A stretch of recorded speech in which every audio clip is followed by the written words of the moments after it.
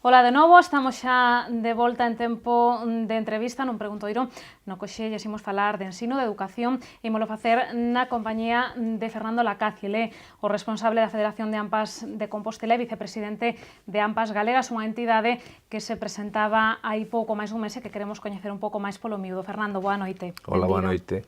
Dicía que AMPAs Galegas se presentaba hai pouco máis dun mes, o traballo supoño que virá de antes. Que valoración fan de como están a ir as cousas neste pouco tempo de vida? Bueno, é moi pouco tempo de vida formal ou legal, non? Efectivamente, AMPAs Galegas se presentou o 10 de decembro pasado á prensa e uns días antes os responsables de educación da Xunta. Pero levamos bastantes anos traballando conxuntamente, intercambiando experiencias, convivindo uns cos outros, e é un pouco a realidade a que nos moveu a dicir, pois temos que ser alguén que fale en Galicia, aparte de do que cada un de nós falamos nas nosas localidades ou comarcas ou zonas. Como está indo? Pois, bueno, de momento estamos facendo as presentacións diante dos partidos políticos, empezaremos en breve cos sindicatos, diante tamén da nosa propia xente, porque é unha realidade que hai que crear como referente, e pensamos que de momento a acollida é boa, a percepción que temos é que isto é necesario que haxa moitas máis voces que defendan o ensino público, e en ese sentido estamos bastante satisfeitos. E cal é a carta de presentación de AMPAs Galegas cando se reúnen, pois iso, cos partidos políticos, cos responsables de educación? Como se presentan vostedes e cal é a diferencia, digamos, entre AMPAs Galegas, é unha pregunta que supoño que xa lle farían en moitas ocasións, e con FAPA, que o que coñecíamos a todo agora, non? Eu creo que a diferenza fundamentalmente ou prácticamente é o tipo de estructura. Nos entendemos que a provincia non é unha división que sexa útil nin práctica aos nosos efectos, de feito entendemos que non é tampouco a moitos outros, non? Entón, nos de feito somos... Contamos coa provincia de Lugo, que si se sinten cómodos como tal provincia entre nós, pero o resto dos integrantes, das federacións integrantes de AMPAs Galegas, somos comarcas, fundamentalmente, cidades, en algún caso, como de Vigo, non? Entendemos que esa diferencia é grande, o sea, nós o que queremos é que a xente se agrupe no seu ámbito natural, onde se sinta cómodo, onde se sinta partícipe, onde lle pareza que os problemas son os mesmos e que se poden tratar da mesma maneira, e de aí surden espazos moi pequenos, ou máis pequenos, non moito, como é Ponteareas, ata espazos grandes como a provincia de Lugo, non? Para nós todo é igual. Sin embargo, a división tradicional está en AMPAs federadas en provincias e provincias en comunidade autónoma, e continuando, nós tampouco temos un interés especial en sobardar o que é o terreo galego. Para nós, Galicia é o noso ámbito natural de incidencia, é onde están as competencias, onde entendemos que debería haber moitas máis e onde queremos facer o noso traballo. Entón, por unha parte é quen somos e de onde estamos cada un de nós, e por outra parte é onde nos queremos integrar. Por suposto, isto sin desbotar a colaboración con calquera. Logo, programáticamente, entendemos que calquera federación ou confederación está defendendo o ensino público, entón, aí as diferenzas son obviamente matizables, pero tampouco nos parece moi importante, non? Nos creemos, nos afirmamos nós non nacemos por oposición a ou por compensación a. Para nós o ensino debe ser, eso como preguntabas, como nos defendemos sempre, como un ensino galego. Nos entendemos que por un ensino galego hai que entender un ensino galego en Galicia, galego lingüísticamente, galego curricularmente, o sea, entendemos que os nosos nenos deben coñecer a realidade na que viven, e non ou menos inicialmente o resto, por suposto, despois hai que ir irradiándose cara ao exterior e coñecer cada vez máis realidades. Entendemos que o ensino debe ser público, e se entendemos que debe ser público, entendemos que estamos en contra de toda a concertada privada. Para nós todo debe ser público, e os privados puros e duros, os que paguen as familias, tampouco nos importa, non? Porque nos importa é que todo o dinheiro público vaya para un ensino público. Entendemos que debe ser laico, e por ensino laico entendemos un ensino no que desapareza absolutamente calquera religión dos centros educativos, non só como materia, sino como concepto inspirador, non? Entendemos que debe ser gratuito. Para nós digamos que o noso interese fundamental está lóxicamente no ensino obrigatorio, e ese ensino consideramos que debe ser de coste cero. E cando decimos de coste cero, decimos non só o que son as clases, simplemente, o mantemento dos edificios que debe ser, por suposto, sostidos polo erario público, sino mesmo os gastos que as familias nos vemos forzadas a levar. Falo de libros de texto, falo de material escolar, falo de calquera gasto que impida que un neno teña o mesmo trato que outro no ensino público. É dicir, que por resumir, entenden vostedes que o ensino ten que ser prácticamente o contrario dos pasos que parece que se van dando, non? Absolutamente o contrario, sí. Sí, entendemos que é imprescindible que exista por así chamarse, monopolio do público, o sea, unha preferencia, unha prioridade. Entendemos que, por suposto, na sociedade na que vivimos, como dicía antes, van a existir ensinos privados. Non nos preocupa moito sempre que sexa un poder público quen garanta a súa calidade, non? E quen avalíe os seus resultados. Pero mayoritariamente, como ahora mismo o ensino privado é bastante residual no conxunto, non? Entendemos que ese ensino debe ser íntegramente público. Nos agora imos camiñando cara a unha visión do ensino, camiñando non imos, nos van levando cara a unha visión xeral do ensino onde parece que os intereses particulares prevalecen sobre os intereses do grupo, cando nós entendemos que o ensino é a fórmula para insertar a un elemento novo na sociedade, a un neno ou unha nena, nese grupo social. E nesa medida a equidade, que é algo no que, por utilizar unha expresión que lle gusta ao poder, nos informes PISA sempre saímos a toda agora moi ben parados, a equidade debe ser o norte que guíe a nosa política educativa. Dicía vostede antes que AMPAs galegas que non ten demasiado interese en ir máis alá do ámbito galego, pero como é iso compatible cas súas demandas cando, obviamente, o que pasa no ensino galego depende tamén das decisións que se adoptan en Madrid, que se adoptan a nivel estatal? Indiscutiblemente.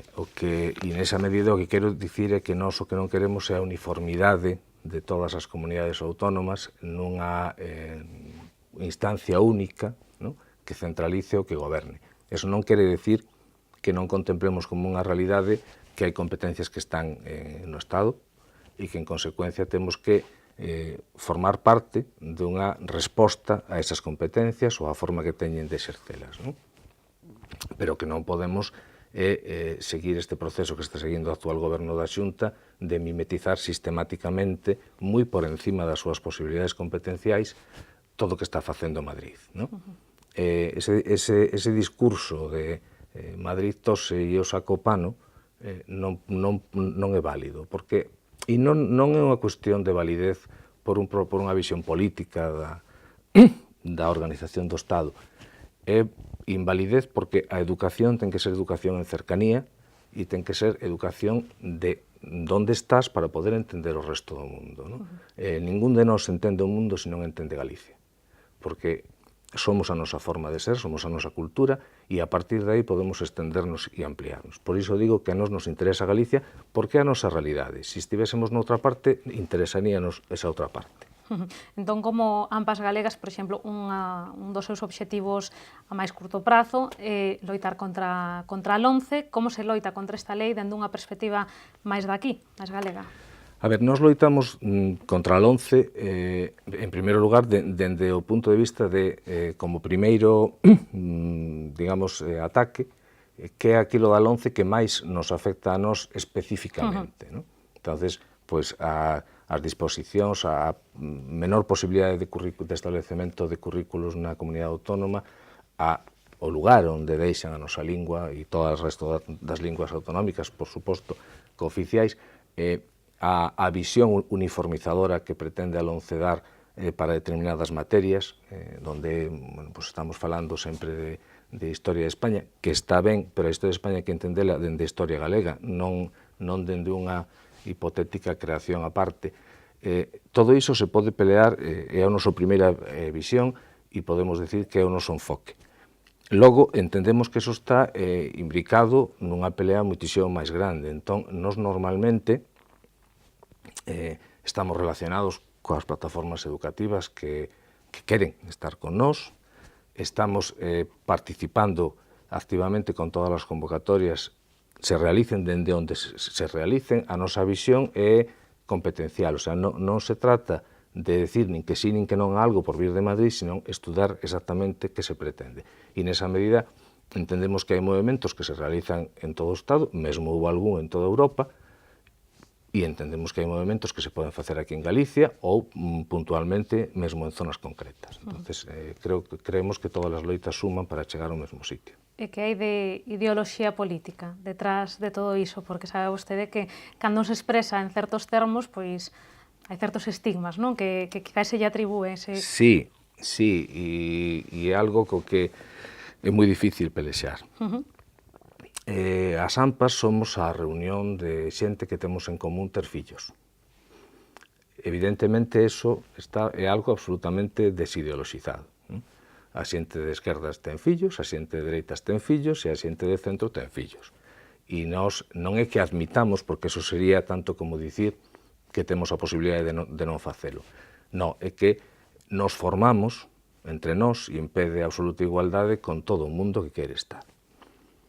Non vamos a negar que o ensino público ten unha conformación peculiar neste país polo feito de que existe privado e privados concertados e a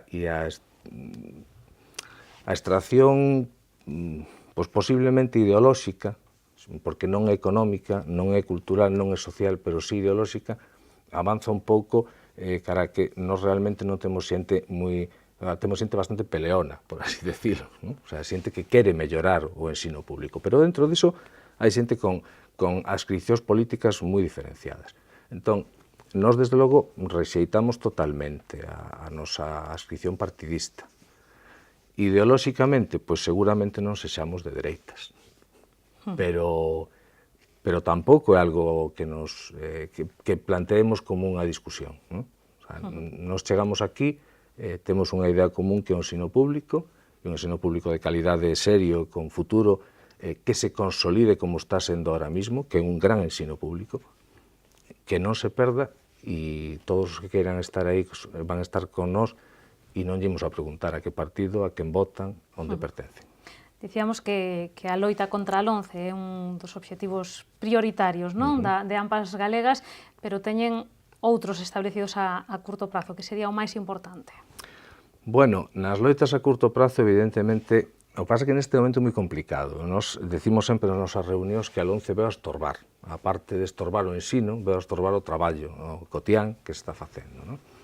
Porque é unha lei que nos fixo paralizarnos en toda a nosa actividade, mesmo en todos os nosos proxectos, porque era moi urxente protestar contra dela.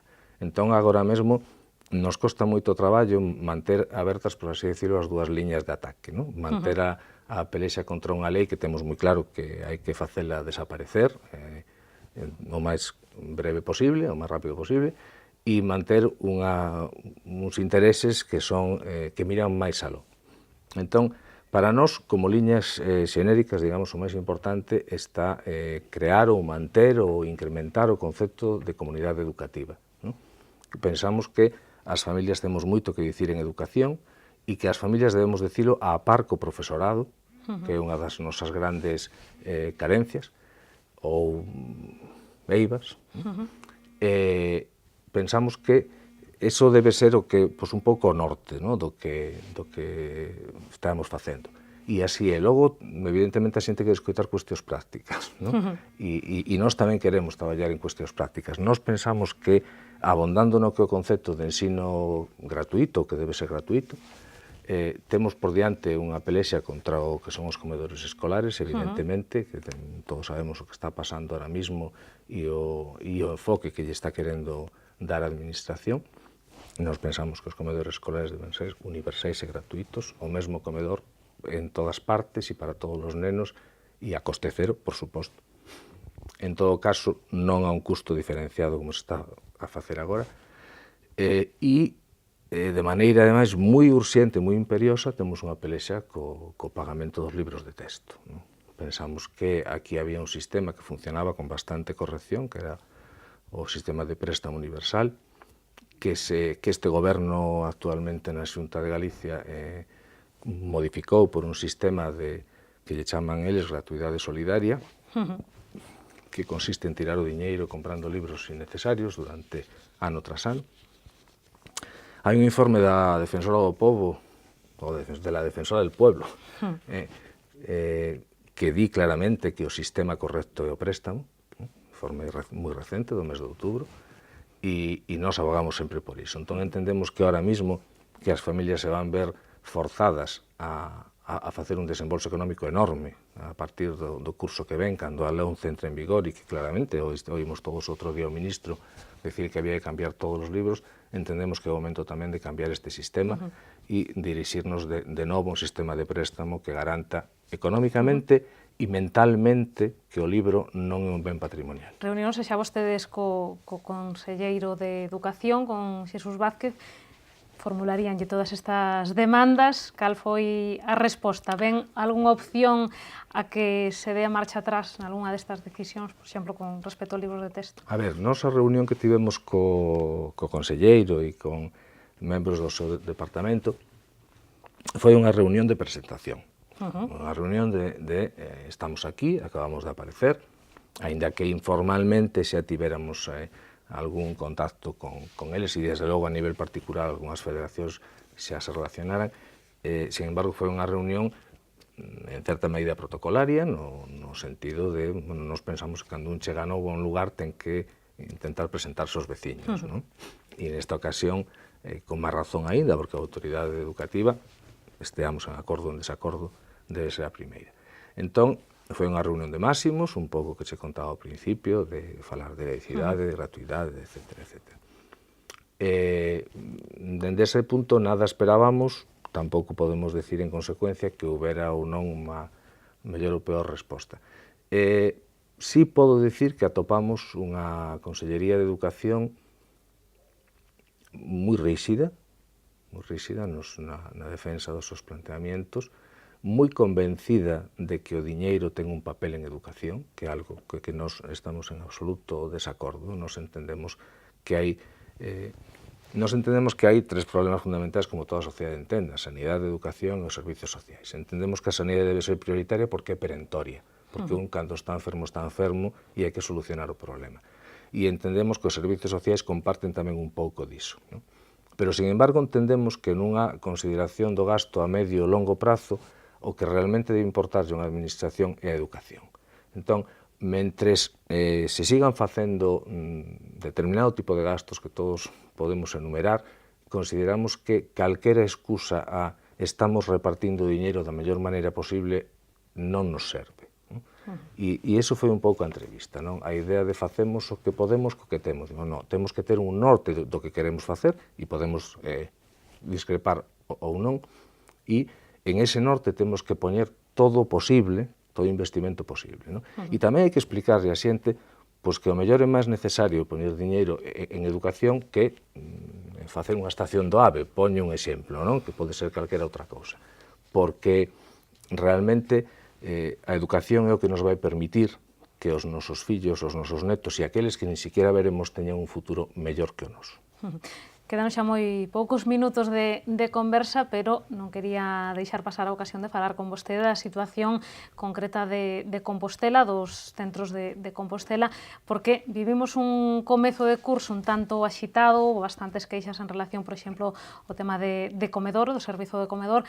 Nas últimas semanas tamén houve moitos centros que presentaron pois as súas demandas en relación ao mantemento dos centros. Non sei se tiveron xa algunha xuntanza últimamente ca concelleira María Castelao para falar destas demandas, porque ela comentábanos que as obras de reparación nestes centros que van comezar de xeito inminente. Non sei se teñen vostedes noticias ao respecto. Non, o que temos é unha discrepancia acerca do concepto de inminencia, porque inminentes levan sendo dende hai bastante tempo, casi dende que este goberno actual no Concello entrou a tomar posesión. Falamos de cosas diferentes. Por unha parte, os comedores, que foron un desastre no seu inicio, pero foi por un problema de falta de información. Eu creo que algo nos que nos sorprendeu máis porque era o segundo ano, non? Se fora o primeiro dirías pois, que un pouco de novatada. Este ano pareceu-no tamén. O sea, a xente non tivo a información, ou polo menos a percepción que ten a xente que non tivo esa información.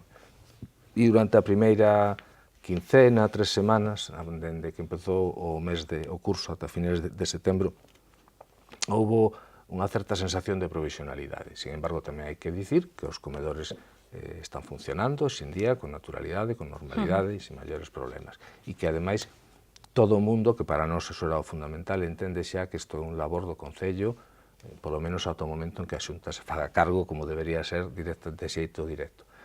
Outra cousa son os arranxos nos centros, que eu diría que estamos chegando a situación de auténtica emerxencia. O sea, os centros educativos levan moito tempo sin ser mantidos correctamente e todo o mundo pode entender que unha goteira que se deixa chispear non é nada, pero se chispea demasiado tempo acaba anagando a casa e acaba sendo unha obra maior. E un pouco na situación que estamos. Con este concepto diverso de inminencia, como decía antes, o que estamos descubrindo é que os colexios están cada vez peor. E non están cada vez peor porque as súas infraestructuras precisen unha reforma milmillonaria. Non, están peor porque necesita que alguén estea sistemáticamente encima de un lugar onde transitan, maioritariamente nos centros de Santiago son 2 liñas, onde transitan unha media de entre 400 e 500 nenos todos os días. O sea, eso é, bueno, pues todos os que temos nenos sabemos a capacidade de deterioro que sufre unha infraestructura con estes cativos que, ademais, paradoxalmente, precisan que esa infraestructura estea en moi boas condicións. Entón, diría que roldas de prensa aparte, noticias aparte e inminencias, por suposto, aparte, os colexios precisan urxentemente que se lles devolva a normalidade. Logo xa empezaremos a falar de se esa normalidade abonda para que cumpran ben a súa función. Pois veremos en que se traduce finalmente iso de comezo inminente. Fernando, moitísimas grazas por acompañarnos hoxe neste Pregunto. Grazas a vos. Ata aquí chegou o noso tempo. Podolles recomendar un día máis que sigan informados a través de calquera dos medios do Grupo Correo Gallego. Nos volvemos mañá a partir das 8:15 da tarde con máis información. Grazas por estar en aí.